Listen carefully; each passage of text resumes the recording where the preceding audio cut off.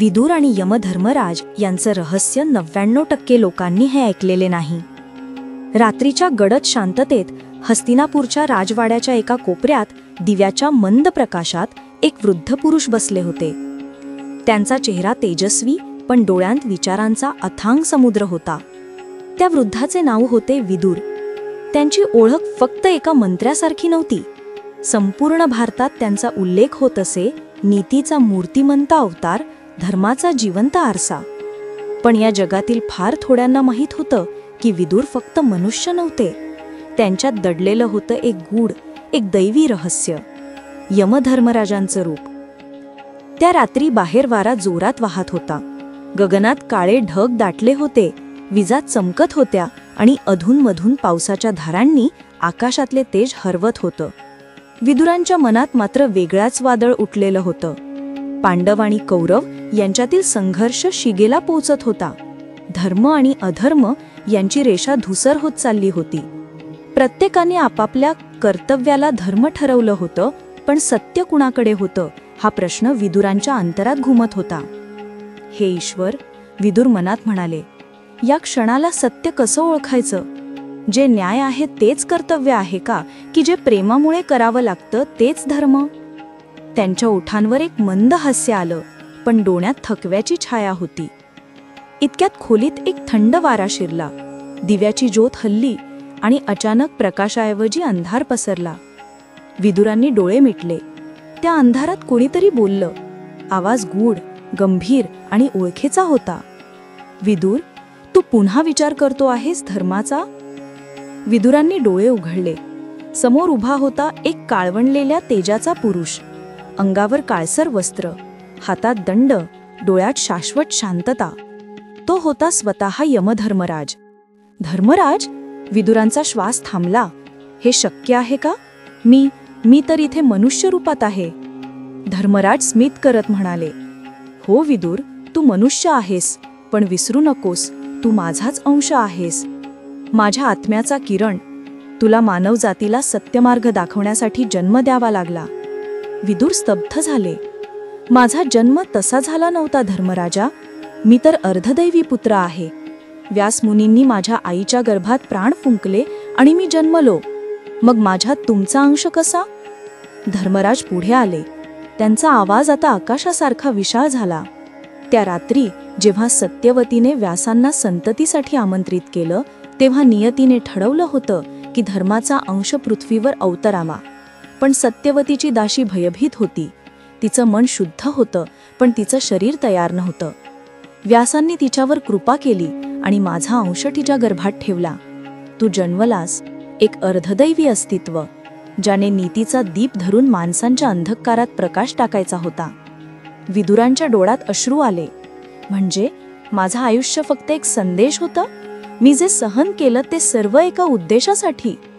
धर्मराज शांतपणे म्हणाले, हो विदुर, तू मानवजातीसाठी उदाहरण होतास की नीतीसाठी, सत्यासाठी नात्यांच्या मर्यादा ओलांडून जगणं शक्य आहे. त्या क्षणी विदुरांना त्यांच्या आयुष्याचा प्रत्येक प्रसंग आठवला. भीष्म पितामहांच्या आज्ञेत त्यांनी कौरवांना सल्ले दिले होते.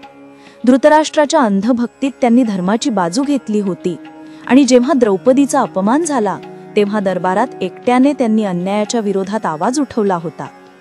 त्या क्षणी सगळे मूक होते, पण विदुर उभे होते सत्याच्या बाजूने. मी अनेकदा विचार करत असे, का मी भीतीशिवाय बोलतो? का मला असत्याचा तिटकारा आहे? आता कळताय, हा स्वभाव माझा नाही, हा तुमचा वारसा आहे. धर्मराजांच्या चेहऱ्यावर एक तेज आलं. पण विदुर, अजून तुझं कार्य पूर्ण झालेलं नाही. युद्धाचं सावट पसरलं आहे. पांडव आणि कौरव या दोघांनाही तुझ्या शब्दांची गरज आहे. तू फक्त सल्लागार नाही, तू धर्माचा सजीव स्वरूप आहेस. पण धर्मराजा, विदुर गंभीर झाले, जर मी तुमचाच अंश आहे तर मी या मूर्त जगात दुःख का अनुभवतो? का मी भाऊ, मित्र, कुटुंब गमावत आहे? धर्मराज शांत झाले. विदुर, देवता सुद्धा नियतीच्या सूत्रांपासून मुक्त नाहीत. जेव्हा दैवी अंश मानव रूपात जन्म घेतो, तेव्हा त्याला दुःख भोगावंच लागतं, कारण त्याच दुःखातून तो मानवांना समजून घेतो. तू जे वेदना भोगतो आहेस त्या तुझ्या शिकवणीचं साधन आहेत. आकाशातील वीज पुन्हा चमकली. त्यांच्या आजूबाजूचं जग पुन्हा प्रकाशमान झालं आणि क्षणात धर्मराज अदृश्य झाले. पण त्यांच्या शब्दांचा प्रतिध्वनी विदुरांच्या अंतर्मनात घुमत राहिला. दुसऱ्या दिवशी सकाळी हस्तिनापुरात रणशिंग वाजले. कुरुक्षेत्राच्या युद्धाच्या बातम्या येऊ लागल्या. विदुर राजसभेत प्रवेश केले. धृतराष्ट्र सिंहासनावर बसले होते. डोळ्यात अश्रू, पण अहंकार तसाच जिवंत होता. माझे पुत्र मरायला जाता आहेत विदुर, पण पांडव का चुकीचे नाहीत हे तू सांगशील?